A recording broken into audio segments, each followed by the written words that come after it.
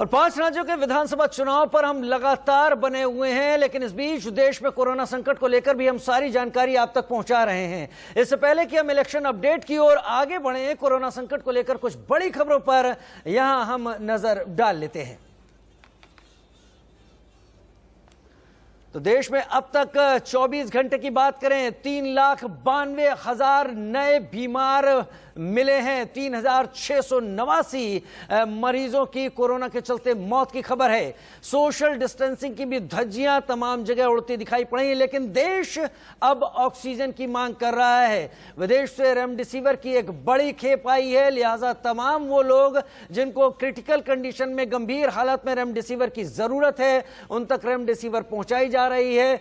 3,92,000 नए बीमार, 24 घंटे के बीच का आंकड़ा, 3,689 की मौत, हर दिन एक बढ़ता हुआ आंकड़ा। लेकिन एक ऐसी खबर जिस पर शायद हम इस बीच ध्यान नहीं दे पाए, और वो 3 लाख से ज्यादा एक दिन में मरीज कोरोना से ठीक भी हुए हैं।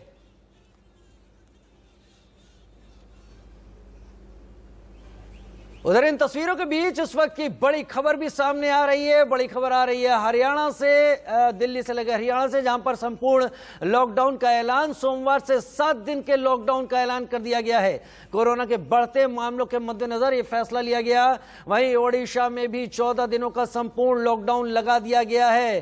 3 मई दिन सोमवार से 7 दिन का यह लॉकडाउन होगा हरियाणा में, संपूर्ण लॉकडाउन। अब तक हरियाणा में जो लॉकडाउन था वो वीकेंड लॉकडाउन के तौर पर देखा जा रहा था, लेकिन अब सोमवार से 7 दिन का संपूर्ण लॉकडाउन का ऐलान कर दिया गया है। हरियाणा के 10 जिलों में इस बार वीकेंड लॉकडाउन लगाया गया, यानी शुक्रवार शाम 6 बजे के बाद से और सोमवार सुबह तक के लिए। लेकिन अब सोमवार से अगले 7 दिनों के लिए लॉकडाउन है, और ओडिशा में भी 14 दिनों का संपूर्ण लॉकडाउन लगा दिया गया है।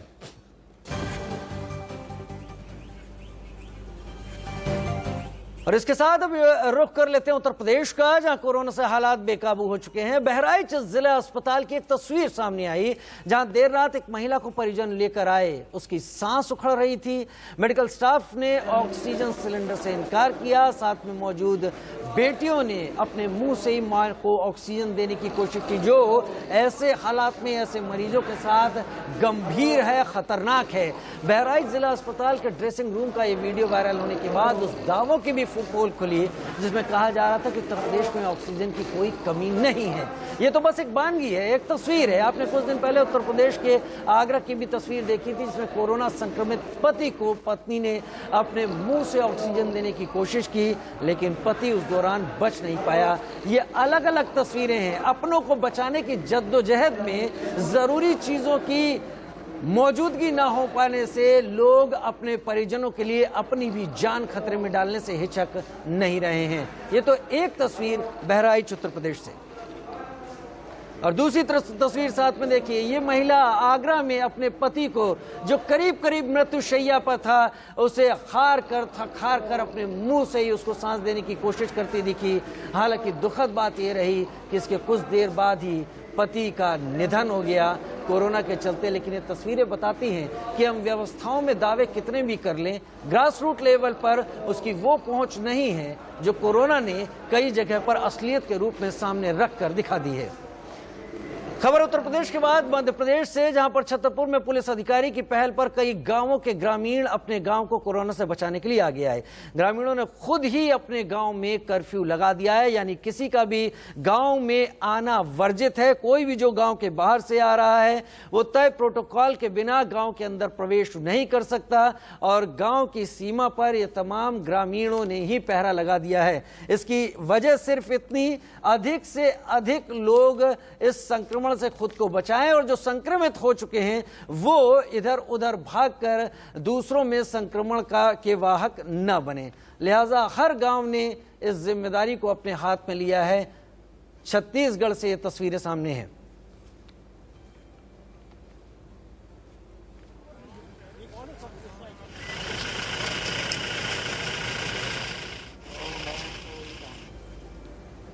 और इस बीच इस वक्त की बड़ी खबर सामने आ रही है। दिल्ली के स्वास्थ्य मंत्री डॉक्टर सत्येंद्र जैन के पिता का कोरोना से निधन हो गया है। दिल्ली के स्वास्थ्य मंत्री हैं डॉक्टर सत्येंद्र जैन। दिल्ली के सीएम केजरीवाल ने ट्वीट कर यह जानकारी दी। दिल्ली में भी आंकड़ा लगातार बढ़ता हुआ नजर आ रहा है। दिल्ली में लगातार मौतों की संख्या भी बढ़ रही है और उस बीच ये खबर भी सामने आई, डॉक्टर सत्येंद्र जैन जो कुछ वक्त पूर्व खुद भी कोरोना से संक्रमित रहे थे, उनका इलाज लगातार कई अस्पतालों में चला था और बहुत जद्दोजहद के बाद उन्होंने कोरोना को मात दी थी। अब उनके पिता का इस बीमारी के चलते निधन हो गया है। एक के बाद एक इस वायरस की चपेट में आने वाले लोग इसका शिकार हो रहे हैं और इस बीच लोगों की जिम्मेदारी इसलिए भी और बढ़ जाती है कि अब तो वक्त आ ही गया है कि किसी और के लिए नहीं, सबसे पहले खुद के लिए कोरोना प्रोटोकॉल का पालन करें और पूरी तरीके से वो सावधानियां बरतें जो जरूरी है। अपना स्वास्थ्य बचाएंगे तभी दूसरे के स्वास्थ्य में संक्रमक बनकर, उसका वाहक न बनकर उसको भी मदद पहुंचाने की कोशिश कर पाएंगे। लिहाजा बचें और दूसरों को भी बचाएं। डॉक्टर सत्येंद्र जैन, दिल्ली के स्वास्थ्य मंत्री, उनके पिता का कोरोना के चलते निधन हो गया है। बड़ी खबर इस वक्त की।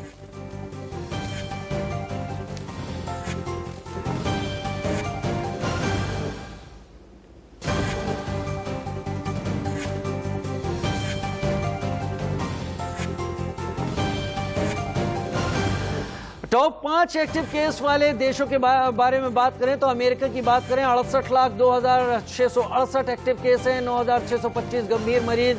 भारत 32,72,256 एक्टिव केस, 8,944 गंभीर मरीज। ब्राजील 10,67,137 एक्टिव केस, 8,318 गंभीर मरीज। कोलंबिया 1,16,696, फ्रांस 9,71,990 और 6,006 और 5,675 क्रमशः यहां पर गंभीर मरीजों की संख्या है। तो ये टॉप 5 कोरोना से एक्टिव केस वाले देशों की जानकारी आपके टीवी स्क्रीन पर।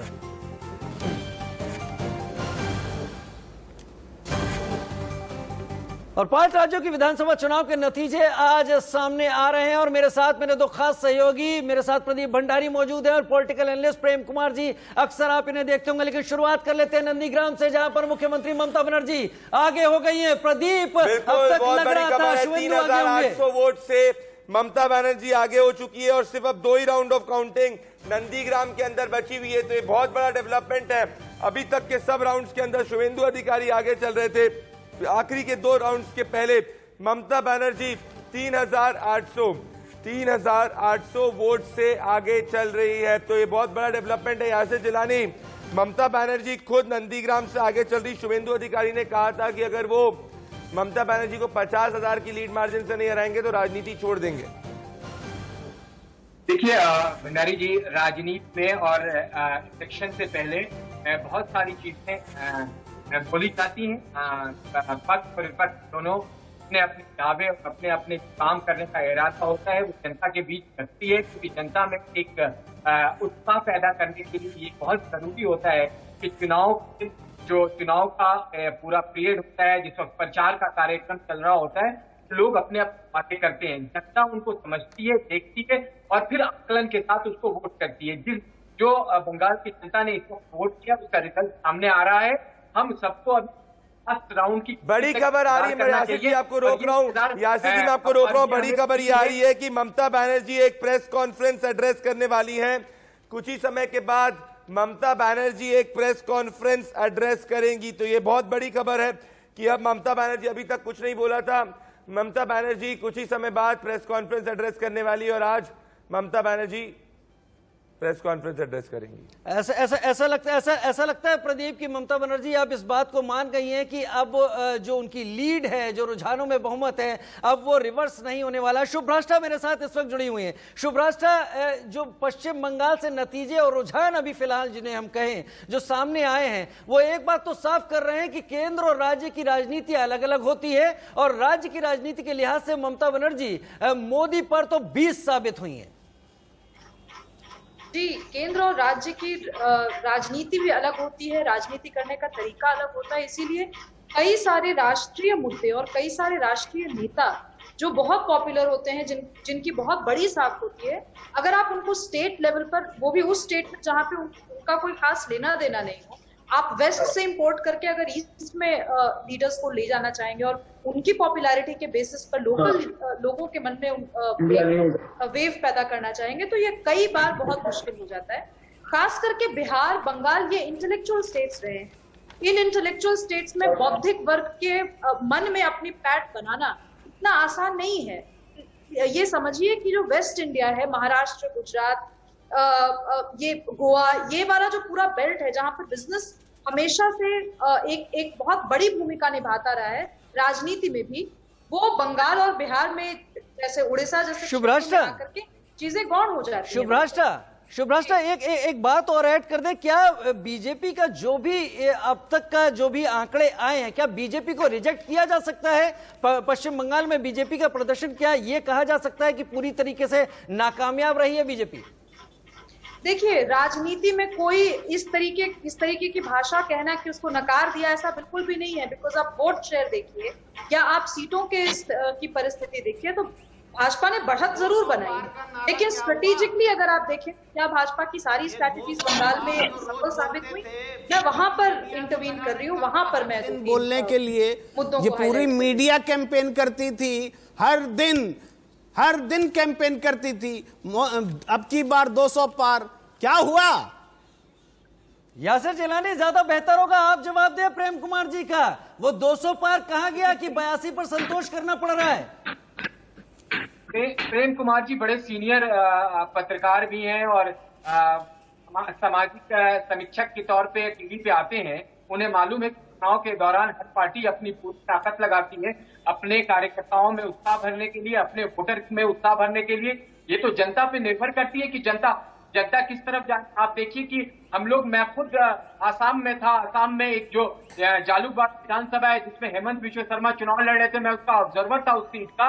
वहां पे हम भारी बहुमत से चुनाव जीत रहे हैं और सरकार बना रहे हैं। तो सरकार, ये जनता पर निर्भर करता है कि आप जनता के सामने जो अपनी बातों को रखते हैं, जनता आपकी बातों को कितना एक्सेप्ट करती है। मैं मानूं फिर, ठीक है यासिर जिलानी, औशल परिवर्तन फिर केवल बातचीत की बात थी, औशल परिवर्तन की जरूरत नहीं थी पश्चिम बंगाल में। ये कोशिश कर, ये चुनाव में हर पार्टी का अपना सबसे बड़ा हथियार होता है अपने वोट को उठाने के लिए, अपने वोट में रखने के लिए। और अब तो धीरे धीरे रिजल्ट सामने आता है। प्रेम कुमार जी रखिए, अगर जनता ने आपका साथ दिया है, जिलानी जी, एक चीज उत्सव मनाने तक से रोक दिया गया है। अरे कोरोना तो 4 अप्रैल के बाद हर दिन नई ऊंचाई पर छू रहा था, लेकिन आप रैलियां कर रहे थे, कुंभ पर भी प्रतीकात्मक किया, लेकिन आपने रैलियां की। प्रधानमंत्री बोले मैं आह्लादित हूं, और आज उत्सव मनाने के लिए रोक रहा है चुनाव आयोग। प्रेम कुमार जी देखिए, ये शर्म करो। ये मोदी सरकार ये तानाशाही चला रही है चुनाव आयोग के माध्यम से। कोरोना में देश को धकेल दिया गया। सुभ्राष्ट्रा काउंटर करना चाहती है, के माध्यम से सुभ्राष्ट्रा कुछ कहना चाहती है। सुभ्राष्ट्रा, शेम ऑन यू, शर्म करो। सुभ्राष्ट्रा, प्रेम जी, आप अपने ही पार्टी के कुछ कार्यकर्ताओं से शायद अगर सीख ले लेते तो इस तरीके की चिल्लपों के साथ चीख करके उन कोविड वॉरियर्स का मजाक नहीं उड़ा रहे होते। कोविड वॉरियर्स का मजाक किसने उड़ाया है? सर, मैं राजनेता नहीं हूं, नहीं आई हूं I am leaving. I don't think this man deserves my space and my time. India News Prem Kumar ji, कि आपने मुझे बुलाया, पर मैं यहाँ नहीं, मैं प्रेम कुमार जैसे बदतमीज प्रवक्ताओं और नेताओं के साथ स्टेज शेयर नहीं करूंगी। एक करके प्रेम कुमार जी, आपके सवाल का जवाब देने नहीं बैठी हूँ। नेता आप हैं, आप लोगों की वजह से आज कोरोना फट चुका है। प्रेम कुमार जी, मैं चाहता हूं कि इस डिस्कशन को सुभ्राष्ट्रा जी चली गई। यहाँ पे आप देख सकते हैं कि किस तरीके से टीएमसी के कार्यकर्ता, आप देख सकते हैं टीएमसी के कार्यकर्ता पूरे सड़कों पर जश्न मना रहे हैं।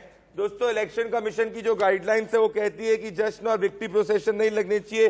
शायद से राजीव, यहाँ पे बंगाल के अंदर अलग अलग जगह में मुझे लग रहा है इलेक्शन कमीशन की जो गाइडलाइंस है उसको कोई फॉलो नहीं कर रहा है। राजीव, एकदम सही, एकदम प्रदीप, एकदम आप सही बोल रहे हैं। फिलहाल जो स्थिति है, अगर मैं इन सारी चीजों को देखूं, इलेक्शन कमीशन के उस ऑर्डर के चलते जिसमें उन्होंने साफ कहा था कि आप जश्न नहीं मना सकते, और ये आज नहीं कहा गया है, पहले ही कह दिया गया था, तो कम से कम इसका पालन वहां की पुलिस के कप्तानों को देखना चाहिए था, लेकिन तस्वीरें उलट हैं। अतर जिया के पास जाना चाहता हूं। अतर जिया, आप हमारे साथ जुड़े। अतर जिया, एक चीज बताइए, क्या हम ये भी कह सकते हैं कि जब भी राष्ट्रीय मुद्दों की बात होती है, लोकसभा की बात होती है, तो बीजेपी बहुत अच्छा करती है। जब मैं अगर राज्य सरकारों की तरफ से बात करूं, क्योंकि लीडरशिप थी असम के अंदर, तो बीजेपी वापस से सत्ता में आई। बंगाल में क्या किसी फेस को नहीं प्रोजेक्ट किया, उसके कारण नुकसान हुआ। जब झारखंड के अंदर चीफ मिनिस्टर के खिलाफ एंटी इनकम्बेंसी थी, तो उसके बाद में अगर एंटी इनकम्बेंसी थी तो झारखंड में नुकसान हुआ। तो क्या रीजनल फेसेस को प्रोजेक्ट नहीं करना बीजेपी को दिक्कत दे रहा है? जिया जी,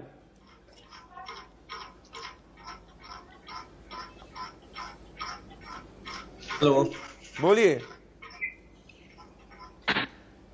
हेलो, बोलिए बोलिए क्या मैं आ सकता हूँ अथर जिया? बोलिए बोलिए, आपसे ही सवाल पूछा अतर जिया। बीजेपी का प्रॉब्लम ही यही है कि हर चीज उन्होंने सेंट्रलाइज कर दी है, वेदर गवर्नेंस और पॉलिटिकल एक्टिविटी। सारे जो दिग्गज नेता हैं वो स्पेक्टेटर होकर रह गए हैं, और जिसका बीजेपी को काफी नुकसान उठाना पड़ रहा है। मोदी जी और अमित शाह के अलावा किसी की कोई विजिबिलिटी ही नहीं है। तो उसका वजह क्या है कि लोगों को भी इतना आक्रोश है कि क्या सिर्फ दो ही लोग इस देश को और इस पॉलिटिकल पार्टी को चला रहे हैं। ग्रास रूट लेवल पे जो बीजेपी के कार्यकर्ता हैं वो खुद काफी ज्यादा डिप्रेशन में हैं और होपलेस हो चुके हैं। आज आप किसी भी ग्रास रूट लेवल के नेता को कहीं पे भी बड़ी खबर आ रही है, मैं आपको रोकना चाह रहा हूं। नंदीग्राम से शुवेंदु अधिकारी सिर्फ 6 वोट से आगे चल रहे हैं। ये बहुत बड़ा डेवलपमेंट है। नंदीग्राम से शुवेंदु अधिकारी सिर्फ 6 वोट से आगे चल रहे हैं। ये लेटेस्ट अपडेट आ रही है, तो लग रहा है 6 वोट, मुझे लग रहा है बहुत कम है। दीदी प्रदीप, ऐसा लगता है इसमें कैच ये है कि हम शायद आखिरी राउंड की वोट गिनती में हैं। बिल्कुल बिल्कुल राजीव, सिर्फ 6 वोट से शुवेंदु अधिकारी आगे चल रहे हैं नंदीग्राम में। तो ये बहुत बड़ा डेवलपमेंट अगर आप देखें। प्रदीप, मैं राज बिहारी साहब के पास जाना चाहूंगा। मेरा पीसीआर उनसे कनेक्ट करने के लिए इस वक्त कह रहा है। राज बिहारी साहब, आप हमारे साथ जुड़े हुए हैं ना?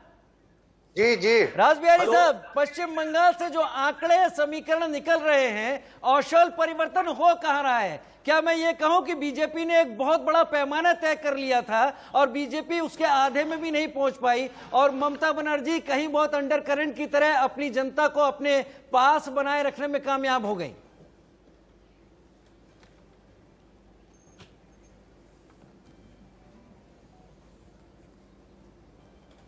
राज बिहारी साहब, आवाज आ रही है आपको? हेलो, राज बिहारी साहब, मेरे ख्याल से तकनीकी समस्या है इस वक्त, लेकिन प्रदीप आपके पास ही वापस आऊंगा। बहुत बड़ी खबर आपने दी, 6 वोट से पिछड़ी है ममता और आखिरी राउंड की काउंटिंग है। कुछ भी हो सकता है। बिल्कुल कुछ भी हो सकता है, आखिरी राउंड की काउंटिंग है। प्रेम कुमार, आप मुझे बताइए, सिर्फ 6 वोट से ममता बनर्जी पीछे, पर कांटे का मुकाबला है। प्रेम कुमार, एक तरफा राज्य के अंदर 200 पार टीएमसी हो रही है, मतलब एक तरफा सुनामी मैं कह सकता हूं, पर नंदीग्राम की सीट में इतना हिकअप से क्यों ममता बनर्जी आगे पीछे हो रही है, ये दोनों मैं डाइजेस्ट नहीं कर पा रहा हूं। क्योंकि मैंने इंडियन पॉलिटिकल हिस्ट्री में बहुत रिसेंट समय में ऐसा नहीं देखा कि चीफ मिनिस्टर जो है उसको स्ट्रगल करना पड़ा है और मैसिव क्लीन स्वीप एक पार्टी की हो रही है। देखिए, मैं तो आपको उदाहरण दूंगा स्ट्रगल करने का भी, लेकिन मैं आपका जो प्रश्न है उसको लॉजिकली बताता हूं कि ममता बनर्जी ने नंदीग्राम को जो चुना, एक बड़ी चुनौती ली थी, और वो चुनौती नहीं लेती तो शायद ये परिणाम सामने नहीं आता। व्यक्तिगत जो उपलब्धि होती है, व्यक्तिगत जो लालसा होती है, उसको परे रख करके पॉलिटिकल विल को सामने रखते हुए अपने कार्यकर्ताओं का मनोबल बनाया और बताया कि हम जीतेंगे। और उसी भावना के साथ ये जो है, हो सकता है मान लीजिए कि थोड़ी देर के लिए वो अपना इंडिविजुअल सीट हार जाती है, लेकिन उन्होंने जो जज्बा दिखाया है, जो नेतृत्व दिखाया है, पूरे देश के नेताओं के लिए आदर्श होना चाहिए कि अपनी सीट के लिए आप पार्टी के लिए बड़ी कुर्बानी दे रहे हैं। प्रेम कुमार, आप एक चीज समझिए, ये बहुत राजीव, ये प्रेम कुमार एक बात नहीं समझ पा रहे। प्रेम कुमार जी, एक सेकंड राजीव, ये देखिए, मैं कह रहा हूं कि बाकी हर जगह 12% का वोट डिफरेंस है टीएमसी और बीजेपी के बीच में। अब अगर मैं इसको 2016 से कंपेयर करूं तो बीजेपी 10% वोट शेयर पे थी, 38 के ऊपर पहुंच रही है। पर 2019 के अगर मैं प्रोजेक्शन जिसके बेसिस पे पूरा चल रहा था, उससे पीछे हो गई है। तो क्या राज्य के अंदर बीजेपी को अपना कोई नेता नहीं प्रोजेक्ट करना नुकसानदायक हुआ है? राजीव, देखिए, ये बात तो सही है, इस पर तब तो इस वक्त तमाम ऐसे सवाल जरूर उठ रहे हैं कि उनके पास अपना लीडर नहीं था, और जो लीडर थे भी वो दूसरी पार्टी से आए हुए थे, खासतौर पर तृणमूल से। लेकिन तृणमूल की तरफ से आए हुए शुभेंदु अधिकारी थे। शुभेंदु अधिकारी नंदीग्राम जाते हैं, ममता अपनी सीट छोड़ती है, चैलेंज करती है। मैं प्रेम कुमार जी से सहमत हूं। एक सेकंड, मैं चाहता हूं फोकस नंदीग्राम पर है, क्योंकि नंदीग्राम पे राजीव आखिरी राउंड की काउंटिंग है। ये आखिरी राउंड की काउंटिंग जो है बहुत दिलचस्प होने वाली है। सिर्फ 6 वोट से ममता बनर्जी पीछे चल रही है, ओनली 6 वोट। मैं देख रहा हूं कि उनकी प्रेस कॉन्फ्रेंस डिले हो सकती है अगर ऐसा है तो।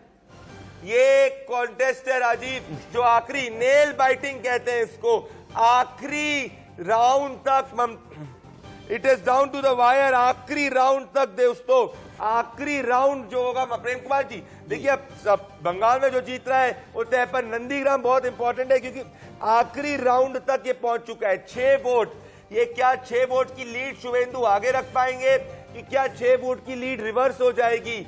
ये बहुत देखना दिलचस्प होगा। ये इंडियन पॉलिटिकल, मैंने रिसेंट इलेक्शन में, प्रेम कुमार जी राजनीति को पढ़ रखी है, पर रिसेंट इलेक्शन में हमने ये ट्रेंड नहीं देखने को मिला है कि chief minister has to struggle a lot in her own seat and is sweeping the entire state with a 3/4 majority. देखिए, मैं 2 उदाहरण दूंगा प्रदीप भंडारी। एक तो झारखंड में शिबू सोरेन मुख्यमंत्री बनने के बाद में लड़ते हैं चुनाव और वो हार जाते हैं मुख्यमंत्री बनने के बाद, तो वो एक उदाहरण था। दूसरा उदाहरण बीजेपी से है, प्रेम कुमार धूमल हिमाचल प्रदेश में चुनाव हार जाते हैं। आप चर्चा कर रहे थे कि रीजनल फोर्स, रीजनल चेहरा होता तो शायद अच्छा परिणाम होता, लेकिन नहीं, बीजेपी तो अपनी सेंट्रल चेहरे से, मोदी के ही चेहरे से चुनाव जीत रही है। तो उसी पे करेंगे। वो धूमल भी हार गए हिमाचल प्रदेश में। ये आपके प्रश्न का जवाब। मैं आ रहा हूं, मेरे पास संजय जी पे जाना है, तो प्रेम कुमार जी अब मैं नंदीग्राम पे 2 ब्लॉक आते हैं दोस्तों, ब्लॉक 1 और ब्लॉक 2। देखना अगर मुझे अपनी रिसर्च डेस्क ये बता सके कि जो आखिरी राउंड ऑफ काउंटिंग हो रहा है, आखिरी राउंड ऑफ काउंटिंग हो रहा है वो किधर हो रहा है, ब्लॉक 2 में हो रहा है कि ब्लॉक 1 में हो रहा है, कौन से इलाके के अंदर हो रहा है, ये देखना बहुत दिलचस्प होगा, क्योंकि ये बहुत ही ज्यादा क्लोज, मैं कह रहा हूं नंदीग्राम हो चुका है। It's very very close ladies and gentlemen, and that's why अभी तक का हमारा entire focus now TMC is at 210 and BJP is at 79 sorry. तो ये अप्रत्याशित जीत है टीएमसी की एज ऑफ राइट नाउ। अप्रत्याशित is the right, in fact tsunami is what I can say. आप मुझे बोलने की अगर इजाजत दे 2 लाइन एक सेकंड प्रेम कुमार जी, जो आप लिख के आए, याद करके आए, उसको बाद में कर दीजिएगा। मैं यासिर जिलानी पे जाऊंगा।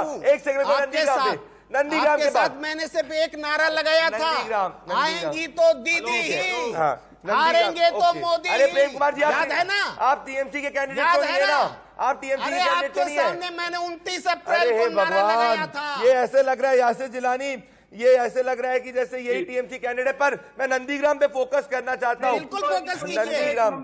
नंदीग्राम पे फोकस करना चाहता हूं दोस्तों। नंदीग्राम में आखिरी राउंड ऑफ काउंटिंग चल रही है राजीव। रासबिहारी हमारे साथ जुड़ गए इस वक्त। रासबिहारी साहब, अगर आवाज आ रही है आपको, तो जो कुछ भी दिख रहा है आपको पश्चिम बंगाल में, एक तरफ पार्टी स्वीप कर रही है, दूसरी तरफ पार्टी का लीडर पिछड़ रहा है, क्या तस्वीर निकल के आ रही है पश्चिम बंगाल में आपके ज़हन में? सचिन मल्ला साहब, हेलो सर, हाँ जी। आज पहले तो मैं इंडिया न्यूज का तहे दिल से धन्यवाद करना चाहूंगा, जिससे किसी भी भेदभाव के बगैर ग्राउंड जीरो की एक एक खबर भारतवर्ष को दिखा रहे। दूसरा, जो दीदी ने किया है, दीदी ने ग्राउंड जीरो पे जाके, ग्राउंड लेवल पे जाके संगठन को टूटने नहीं दिया, और उसने वोकर पे घूम के उन्होंने संगठन के एक एक कार्यकर्ता से जाकर मिली और अपने हाथ से जो सत्ता जमा नहीं थी, आज से 15 दिन 10 दिन पहले आप इसमें कोई भी बात करते थे तो यही बीजेपी 200 पार आ रही है। लेकिन जो महिला शक्ति ने, अपना दीदी ने जो काम करके दिखाया, वो एक तरह का अचीवमेंट है, इसके लिए मैं सल्यूट करता हूँ। तीसरी बात, जो हमारे बीजेपी के प्रवक्ता या कोई बड़े नेता बोलते 200 पार, वो 200 पार हो गया।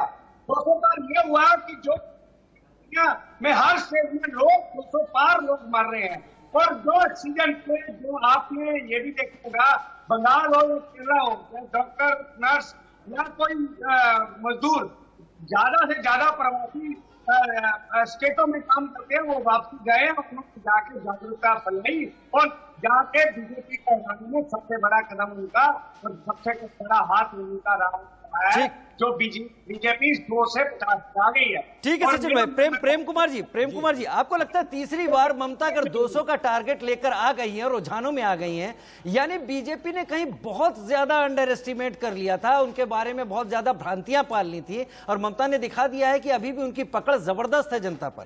देखिए राजीव जी, इसको हम इस तरह से एनालाइज करते हैं कि देखिए बीजेपी को लोकसभा चुनाव में जो भी वोट आते रहे हैं, पश्चिम बंगाल में हर बार 6 से 7% वोट घट जाता है विधानसभा में। ये मैं पहले भी कह रहा था और मुझे उम्मीद थी, उस हिसाब से देखिए 35-36% वोट मिलता दिख रहा है। एक बात तो ये हो गई।